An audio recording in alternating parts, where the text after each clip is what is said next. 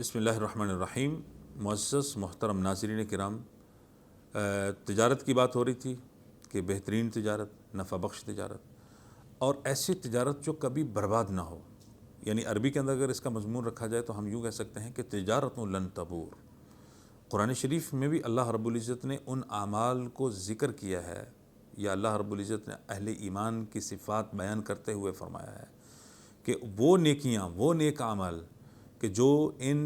پر عمل پیرا ہوتے ہیں، وہ حقیقت میں ایسی تجارت کرتے ہیں جس کو کبھی خسارہ نہیں، کبھی برباد نہیں ہونا۔ چنانچہ اللہ رب العزت کا ارشاد ہے، ان الذین یتلون کتاب اللہ، کہ وہ لوگ جو اللہ کی کتاب کی تلاوت کرتے ہیں، اور تلاوت میں صرف سمپل تلاوت نہیں ہے، بلکہ اس کا فہم و تدبر، اس کی تفسیر،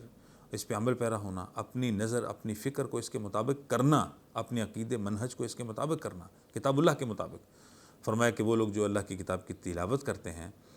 وَأَقَامُوا الصَّلَاةَ، نماز کی پابندی کرتے ہیں، وَأَنفَقُوا مِمَّا رَزَقْنَاهُمْ سِرًّا وَعَلَانِيَةً، اور وہ اللہ کے راستے میں جو ہم نے ان کو دیا ہے وہ چھپا کر بھی، ظاہر بھی، وہ اس کو خرچ کرتے ہیں۔ اور فرمایا کہ یرجون تجارۃ لن تبور، وہ ایسی تجارت کی امید رکھتے ہیں جس کو کبھی برباد نہیں ہونا۔ اب قرآن شریف نے اسی بات کو دوسرے مقام پہ یوں بھی فرمایا ہے، نبی اکرم صلی اللہ علیہ وسلم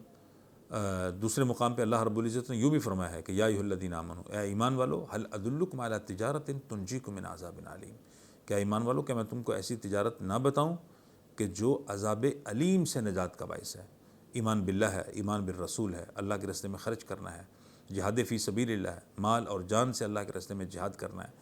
اور اس کا ایک فائدہ یہ ہے کہ سارے کے سارے گناہ معاف ہو جاتے ہیں، یغفر لکم ذنوبکم، اللہ تمہیں تمہارے سارے گناہ معاف کر دے گا۔